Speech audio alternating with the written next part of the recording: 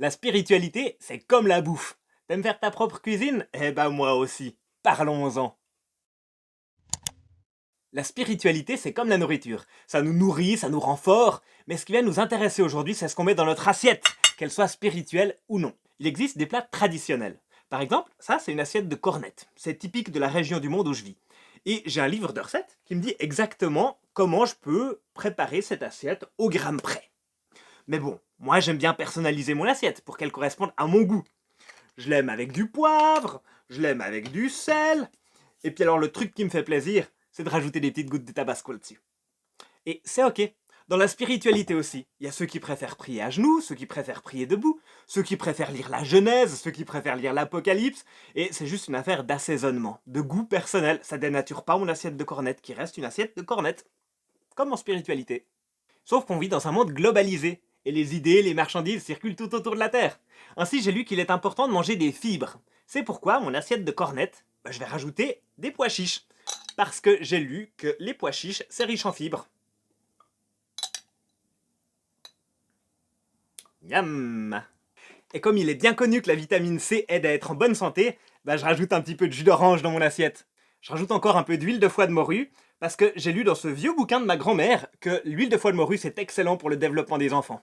Et du chocolat, c'est antidépresseur le chocolat. Je me réjouis de manger mon chocolat.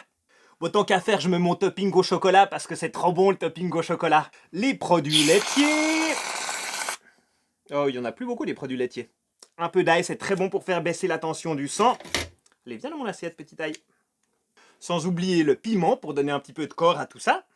Et un truc délicieux de chez moi, c'est le Cénovis. Miam. En plus, ça ressemble au chocolat. Et je vais vous donner mon secret. Je saupoudre tout ça avec un petit peu de sciure. C'est extrêmement riche en hydrates de carbone. Mais bon appétit.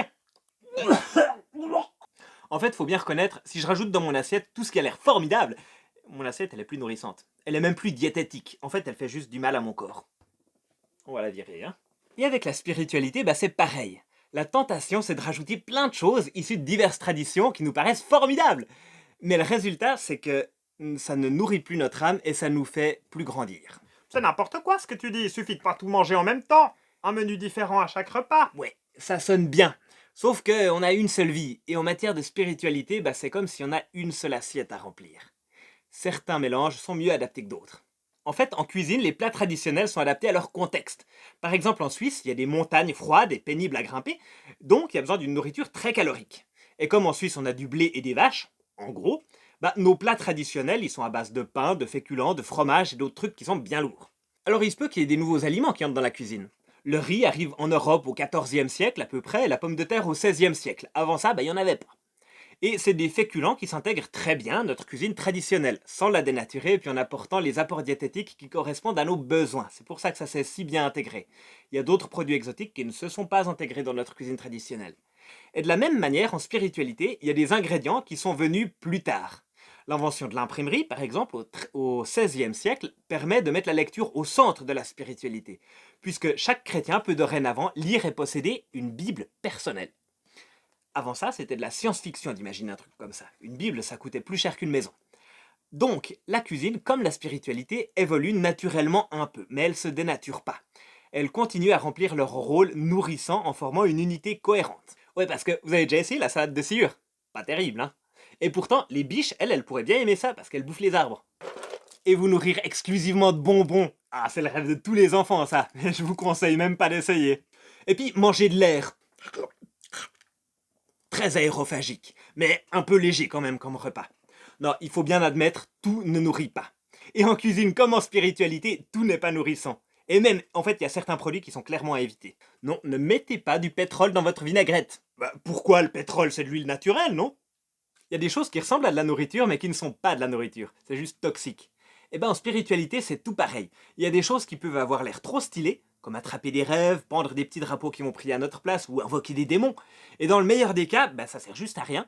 Puis dans le pire des cas, c'est très mauvais pour la santé spi, voire pour la santé tout court. Donc, c'est comme la salade de sciure au pétrole, n'en mangez pas, c'est toxique. Et puis, si certains repas font du sens dans d'autres contextes, pour d'autres peuples, ça veut pas dire qu'ils sont diététiques pour nous. Essayez de manger chaque repas pimenté comme en Inde. Peut-être bien que ça désinfecte la nourriture, je veux bien, hein, mais c'est votre médecin qui va très vite vous parler de l'état de votre estomac puis vous dire d'arrêter ça. Ah ouais, puis si la cuisine aborigène vous tente, faut savoir que les aborigènes, eux, les insectes et les chenilles, ils les mangent pour pas manquer de protéines, parce qu'ils vivent dans un genre de désert, puis y a pas beaucoup d'autres options pour ça. Et notez bien, en cuisine comme en spiritualité, c'est pas parce que d'autres ont l'habitude de le faire que c'est forcément bien. Les Aztèques, ils faisaient des sacrifices humains pour apaiser leurs dieux. Et puis de nos jours, il y a encore certaines spiritualités qui considèrent que les femmes sont juste des objets. Moi, ça me paraît super malsain. Alors, si des choses peuvent faire du sens dans d'autres spiritualités, dans leur contexte, ça ne veut pas dire qu'elles sont forcément bonnes pour nous.